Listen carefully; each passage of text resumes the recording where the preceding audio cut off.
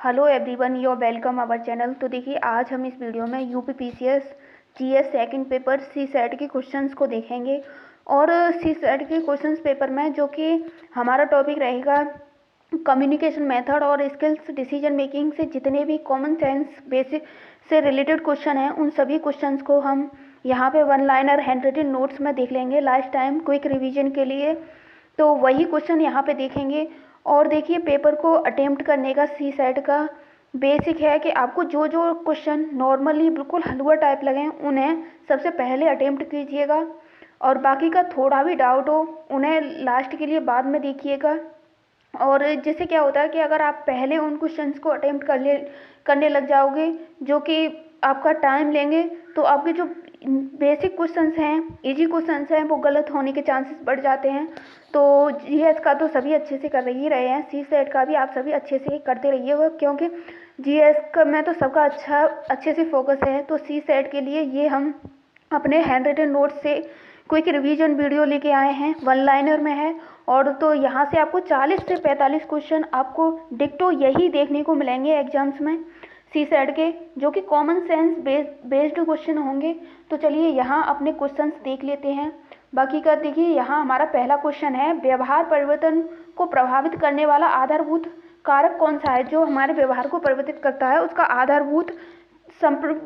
आधारभूत प्रविधि कौन सी है। तो इसकी बात करें तो ये है संप्रेषण। तो संप्रेषण इसका सही होगा। प्रेस विज्ञप्ति किस प्रकार का संचार है। तो ये आप बेसिक कॉमन सेंस लगा के भी इस क्वेश्चन को आंसर निकाल सकते हो, क्योंकि जनसंचार ये किसी एक व्यक्ति के लिए होता, एक व्यक्ति के लिए तो प्रेस विज्ञप्ति द्वारा न्यूज़पेपर या मीडिया द्वारा जो न्यूज़ दी जाती हैं वो होता नहीं है, सभी के लिए होता है। तो ये सार्वजनिक है। तो इसका हमारा यहाँ पे ऐसे भी दिया जा सकता है कि जनसंचार या सार्वजनिक।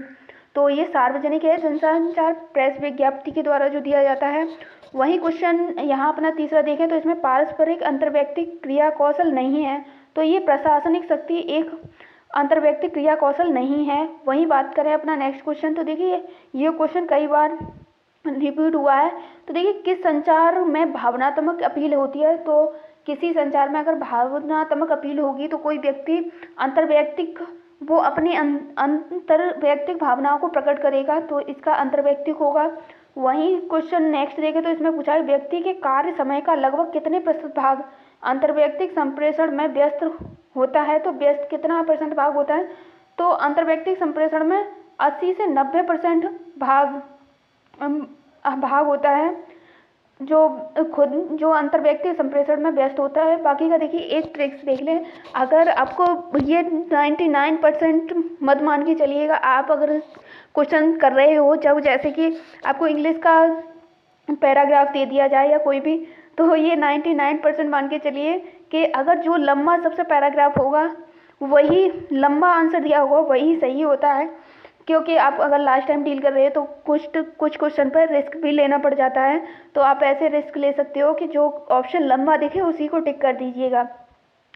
और यहाँ अपना नेक्स्ट क्वेश्चन देखेंगे तो अंतर्वैयक्तिक संप्रेषण का अन्य नाम क्या है। तो अंतर्वैयक्तिक संप्रेषण का अन्य नाम द्विक संप्रेषण भी है। और अब अपना यहाँ नेक्स्ट क्वेश्चन देखेंगे तो देखिए यहाँ पूछा गया है, ये देखिए ये क्वेश्चंस सभी PYQ से हैं, जितने भी एग्जाम्स में पूछे गए हैं अब तक वो सभी क्वेश्चंस यहाँ पे हैं। और देखिए कुछ इम्पोर्टेंट इनकी जो एक बोला जाता है उसके लिए भी है। तो यहाँ देखिए, अंतर्व्यक्ति संप्रेषण के स्रोत प्रामक का प्रकार निभाए जाते हैं। तो ये प्रत्येक व्यक्ति द्वारा निभाए जाते हैं अंतर्व्यक्ति संप्रेषण के स्रोत प्रामक। वहीं बात करें काइनेसिक्स क्या होता है। तो काइनेसिक्स की बात करें तो ये हाथ, भुजा, शरीर और चेहरे की गतिविधियों से किया जाता है, बॉडी लैंग्वेज से, उसे ही काइनेसिक्स कहते हैं। जैसे हाथ हिलाकर किसी को वो करना, हाथ मिलाकर करना, या फिर इन सभी से चेहरे के एक्सप्रेशन से हम लोग समझ लेते हैं, वही काइनेसिक्स कहलाता है। वही नेक्स्ट देखें तो यहाँ हैप्टिक्स किसे कहा जाता है। तो स्पर्श और द्वारा संचार किया जाता है उसे हैप्टिक्स कहा जाता है। वहीं नेक्स्ट देखें तो प्रॉक्सेमिक्स किसे कहा जाता है। तो जगह के माध्यम से जो संचार दिया जाता है, जब जैसी जगह पे हम जाते हैं वहाँ के एनवायरनमेंट को देख के अंदाज़ा लगा लेते हैं संचार का माध्यम कहाँ क्या बोलना है, तो वही प्रॉक्सेमिक्स होता है। वहीं क्रोनोमिक्स की बात करें तो समय संचार को इस प्रकार प्रभावित करता है, इसका अध्ययन करना समय क्रोनोमिक्स समय संचार को किस प्रकार प्रभावित करता है इसका अध्ययन करना ही क्रोनोमिक्स कहलाता है। वहीं क्रोमेटिक्स की बात करें तो ये रंगों के माध्यम से किया जाता है। क्रोमेटिक्स जैसे कि आप कोई प्रोडक्ट वगैरह परचेज कर रहे हो तो उस पर ग्रीन कवर है तो आप उससे अंदाजा लगा, उसका सिंबल है कि ये नेचुरल बेस्ड है, तो वही क्रोमेटिक्स कहा जाता है। और मेटा संचार की बात करें तो संचार के बारे में कुछ संचार दिया जाता है उसे ही मेटा संचार कहा जाता है। अब आगे नेक्स्ट क्वेश्चन देख लेते हैं। तो देखिए यहाँ पूछा गया संप्रेषण निष्कपटता का उच्चतम अंश पाया जाता है। तो संप्रेषण निष्कपटता का उच्चतम अंश पाया जाता है तो ये मेटा संप्रेषण में ही पाया जाता है, जो कि देखिए यहाँ पे इसका संचार के कुछ संचार होता है तो उसे ही मेटा संचार कहा जाता है। संप्रेषण यही। आगे नेक्स्ट क्वेश्चन देख लेते हैं। तो समीप्य प्रोक्सेमिक्स संबंधित है। प्रोक्सेमिक्स की बात करें तो ये अशाब्दिक संप्रेषण है। अब अपना नेक्स्ट क्वेश्चन देखेंगे। तो इसमें पूछा गया है कौन सा संप्रेषण में पराभाषाई संबंध स्वर संबंधी क्षेपण है। तो ये पराभाषाई संप्रेषण संबंध है, तो स्वर संबंधी जो क्षेपण होता है उसे ही संप्रेषण का पराभाषाई संबंध कहते हैं।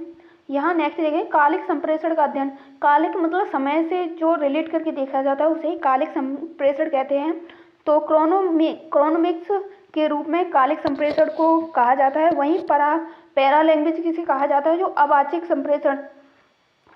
संप्रेषण होता है उसे ही पैरा लैंग्वेज संप्रेषण कहा जाता है। यही देखिए ड्रेस कोड का उदाहरण है। ड्रेस कोड किसका उदाहरण है। तो देखिए आप ड्रेस यूनिफॉर्म को देख के, जैसे डॉक्टर की यूनिफॉर्म है और पुलिस की यूनिफॉर्म है, उसे देख के आप अंदाजा लगा लेते हो कि ये बंदा किस फील्ड से संबंधित है। तो ये अशाब्दिक नॉन वर्बल संप्रेषण है। वहीं नेक्स्ट देखेंगे तो कौन सा संचार एक पैरा लैंग्वेज में सम्मिलित नहीं है। तो मौखिक अंतःक्रिया पैरा लैंग्वेज में संबंधित नहीं है। वही बात की गई थी कि यहाँ पे देखिए पैरा लैंग्वेज संबंधित है तो अवाचिक संप्रेषण से है, जबकि बोल के इसमें अमौखिक अंतःक्रिया का प्रयोग नहीं किया जाता है। अब आगे नेक्स्ट देख लेंगे। तो देखिए यहाँ पूछा गया मौखिक संचार कितने प्रकार के होते हैं। तो मौखिक संचार औपचारिक संप्रेषण, अनौपचारिक संप्रेषण, दो माध्यम से मौखिक संचार किया जा सकता है। वह संप्रेषण जो किसी संगठन में समय बचाता है और समन्वय को सरल बनाता है कहलाता है, तो वो पार्श्विक संप्रेषण कहलाता है। संगठनात्मक जो संप्रेषण होता है उसे ही पार्श्विक संप्रेषण कहते हैं। आगे के नेक्स्ट क्वेश्चन देखिए। तो देखिए यहाँ पूछा है समान समूह के सदस्यों के मध्य संप्रेषण है। तो ये एक समान समूह के मध्य जो संप्रेषण होता है उसे पार्श्विक संप्रेषण कहते हैं। वहीं यहाँ देखेंगे पराविभागीय समितियाँ रूप हैं। तो पराविभागीय समितियाँ पार्श्विक संप्रेषण का ही रूप है। किस प्रकार के संप्रेषण नेटवर्क में समूह नेता उद्भव की संभावना होती है, लेकिन समूह सदस्यों को तुष्टि निरंतर है चक्र प्रकार में। तो ये चक्र प्रकार का होता है। वहीं यहाँ नेक्स्ट क्वेश्चन देख लेते हैं। निम्नलिखित में से कौन सी एक प्रणाली अनौपचारिक संचार नेटवर्क का प्रकार नहीं है। तो ये सर्कुलर परिपत्र नेटवर्क प्रकार का एक संचार नहीं है। वहीं बात करें ग्रेपवाइन की विशेषता है। तो ग्रेपवाइन की जन प्रवाह की विशेषता की बात करें तो यह एक प्रबंधन द्वारा नियंत्रित होती है। वहीं बात करें संचार मॉडल में विचारों को संदेश के रूप में डालने की प्रक्रिया को किस प्रकार में रखा जाता है। तो ये संकेतीकरण में रखा जाता है। वहीं बात करें कौन सा एक प्रेषक और प्राप्तकर्ता को दर्शाता है। तो ये प्रेषक और प्राप्तकर्ता को सामाजिक दर्शाता है। वहीं बात करें नेक्स्ट क्वेश्चन की। तो देखिए यहाँ कहा गया है संचार के दौरान पृष्ठभूमि संकेतों, विकृति और व्याकुलता को जाना जा सकता है। तो ये शोर से जाना जा सकता है जितना। और यहाँ नेक्स्ट देखते हैं। तो देखिए इसमें कहा है प्रतिपुष्टि जानकारी देना प्रभावीकरण से व्यवहार के परिवर्तन व स्व कार्य कुशलता को बढ़ाने में प्रयुक्त होता है। तो ये अंतर्वैयक्तिक संप्रेषण प्रतिपुष्टि जानकारी देना या प्रभावी कारण से व्यवहार में प्रबंधन या कार्यकुशलता को बढ़ाने में प्रयुक्त होता है। जो अंतर्वैयक्तिक संप्रेषण कहा जाता है उसे। अब अपना यहाँ नेक्स्ट देख लेंगे। तो देखिए यहाँ कहा गया है संप्रेषण प्रक्रिया में संदेश रूपांतरण की सफलता की जांच की जा सकती है, तो ये प्रतिपुष्टि कहलाती है। इसका संप्रेषण प्रक्रिया में जो संदेश स्थानांतरण की सफलता की जांच की जा सकती है वो प्रतिपुष्टि। सबसे जो लास्ट में किसी निर्णय को लेकर डिसीजन किया जाता है तो वो कॉन्क्लूजन लास्ट में जाके निकाला जाता है, वही प्रतिपुष्टि होता है। प्रतिरूप अंतर्वैयक्तिक संप्रेषण की गत्यात्मकता पर बल देना संव्यवहार प्रतिरूप कहलाता है। वहीं बात करें सक्षमता, संबंधता, स्वायत्तता को मनोवैज्ञानिक आवश्यकताओं को पूरा करने के लिए किन कौशलों को प्रभावी भंडार आवश्यक है, तो ये अंतर्वैयक्तिक कौशलों का प्रभावी भंडार इसके लिए आवश्यक है। वही बात करें नेक्स्ट क्वेश्चन की, चलिए ठीक है नेक्स्ट क्वेश्चन देख लेते हैं। तो देखिए यहाँ पूछा गया है प्रभावी समस्या समाधान का इष्टतम ढंग कौन सा है, तो पारस्परिक एवं गैर पारंपरिक को संतुलन करना ही प्रभावी संप्रेषण का समाधान का इष्टतम ढंग है। वहीं अपना नेक्स्ट देखते हैं। तो सृजनात्मक समस्या समाधान संबंधित है। सृजनात्मक समस्या समाधान किससे संबंधित है, तो अपसारी चिंतन से समस्या समाधान संबंधित है। इसका अपसारी चिंतन है, सृजनात्मक समस्या समाधान संबंधित है। वहीं बात करें निर्णय लेने के संदर्भ में फ्रेमिंग प्रभाव क्या कहलाता है, तो फ्रेमिंग प्रभाव की बात करें तो विकल्पों का प्रस्तुतिकरण करने का ढंग ही निर्णय लेने का एक फ्रेमिंग प्रभाव कहलाता है। वहीं बात करें प्रसंभाव्यता गुण क्या है, तो आगमनात्मक युक्तिकरण को ही कहा जाता है। वहीं नेक्स्ट क्वेश्चन देखें। समस्या समाधान में कभी कभी बाधा उत्पन्न करता है, तो मानसिक विन्यास समस्या समाधान में कभी कभी बाधा का कारण भी बन जाता है। वहीं नेक्स्ट क्वेश्चन की बात करें तो निर्णय शैली में से किस में अस्पष्टता पाई जाती है, तो निर्देशात्मक शैली में अस्पष्टता पाई जाती है। अब आगे नेक्स्ट क्वेश्चन देख लेते हैं। तो देखिए यहाँ पूछा है समान समूह के सदस्यों के मध्य संप्रेषण कैसा होता है, या संगठन के किसी के मध्य जो संप्रेषण होता है। ये क्वेश्चन आप देख रहे हो कितनी बार रिपीट हुआ है। तो समान समूह के सदस्यों के मध्य संप्रेषण होता है तो वो पार्श्विक संप्रेषण होता है। वहीं पराविभागीय समितियां रूप हैं, तो पार्श्विक संप्रेषण की पराविभागीय समितियां रूप हैं। यहाँ नेक्स्ट क्वेश्चन देखते हैं जो कि हमारा इसका तीसरा है। किस प्रकार के संप्रेषण नेटवर्क में समूह नेता के उद्भव की संभावना होती है लेकिन समूह सदस्यों की तुष्टि निम्नतर है, तो ये चक्र प्रकार का जो होता है उसे ही बोला जाता है। यहाँ नेक्स्ट देखते हैं। देखिए ये फिर से रिपीट हुआ है। निम्नलिखित में से कौन सी एक प्रणाली अनौपचारिक संचार नेटवर्क का प्रकार नहीं है, तो ये सर्कुलर परिपत्र एक नेटवर्क अनौपचारिक संचार नेटवर्क का प्रकार नहीं है। वहीं ग्रेपवाइन की विशेषता की बात करें तो यह प्रबंधन द्वारा नियंत्रित होती है, वही कहा गया है। आगे नेक्स्ट देख लेते हैं। तो देखिए यहाँ पूछा है अंतर्वैयक्तिक संघर्ष का सबसे अधिक उद्धृत स्रोत क्या है, तो कमजोर संप्रेषण होता है, वही सबसे अधिक उद्धृत संघर्ष का कारण बनता है। विवाद समाहित होता है, विवाद हमेशा मतभेद में ही समाहित होता है। और संचार की बात करें, संचार कैसा है, तो ये अपरिवर्तनीय है, इसे परिवर्तित नहीं किया जा सकता। वहीं बात करें निर्णय क्षमता का सार क्या है, तो विकल्पों के मध्य चयन करना ही निर्णय क्षमता का सार है। वहीं बात करें निर्णय लेना क्या है, तो ये समस्या का जो समाधान किया जाता है, किसी समस्या पे हम जो निर्णय लेते हैं वही निर्णय लेना कहलाता है। यहाँ नेक्स्ट देखते हैं। तो यहाँ पूछा निर्णय लेने में विकल्पों की गुणवत्ता प्रभावित होती है, तो ये प्रत्यक्षीकरण से प्रभावित होती है। वहीं एल्गोरिदम एक प्रकार है, तो ये किसका प्रकार है, यांत्रिक समाधान का।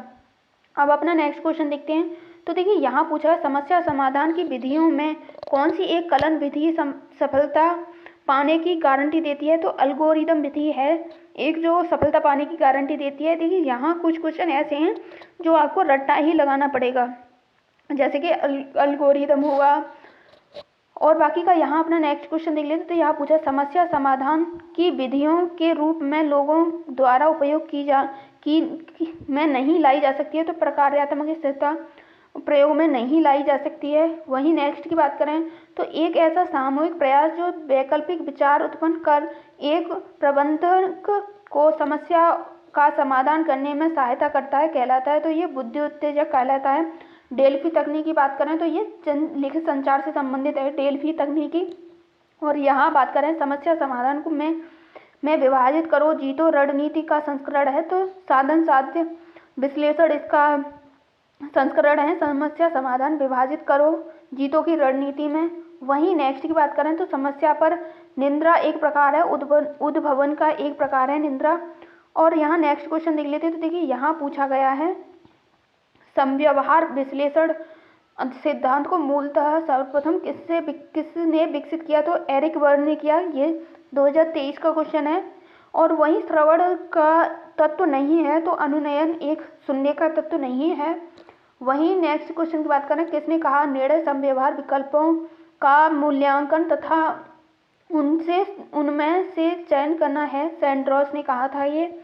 और वही नेक्स्ट क्वेश्चन देखते हैं। तो देखिए यहाँ समस्या समाधान में कॉलर द्वारा किस प्रकार की समस्या का प्रयोग किया गया था, तो अप्रत्यक्ष पथ समस्या का प्रयोग किया गया था यहाँ पे कॉलर द्वारा। और यहाँ नेक्स्ट क्वेश्चन देखते हैं। तो क्या आपको करना पसंद है, तो बंद प्रश्न क्लोज क्वेश्चन करना ही पसंद है, इसका ये आंसर राइट था उसमें। अब अपना नेक्स्ट देखते हैं। तो निर्णय लेने में निम्नलिखित में से कौन सा एक रचनात्मक प्रतिक्रिया है, प्रक्रिया नहीं है, तो नहीं पूछा है यहाँ पे, तो नहीं है तो प्रस्ताव की पहचान। यहाँ अपना नेक्स्ट क्वेश्चन देखते हैं। तो इसमें पूछा है प्रारंभिक सूचना पर स्थिर रहने की प्रवृत्ति कहलाती है, तो एंकरिंग जो पूर्वाग्रह होते हैं वही कहलाती है। निर्णय लेने के संदर्भ में व्यक्तिगत संभाव्यों को आमतौर पर कहा जाता है, तो ये आत्मनिष्ठ संभाव्यता कहा जाता है। तो आज जितने भी क्वेश्चन थे संप्रेषण डिसीजन मेकिंग से, जितने भी 10-12 साल में पूछे गए हैं, वो सभी क्वेश्चन हमने इसमें डिस्कस कर लिए हैं। बाकी का आप सभी रिवीजन कर लीजिएगा। तो आज के लिए बस इतना ही। Thanks for watching this video.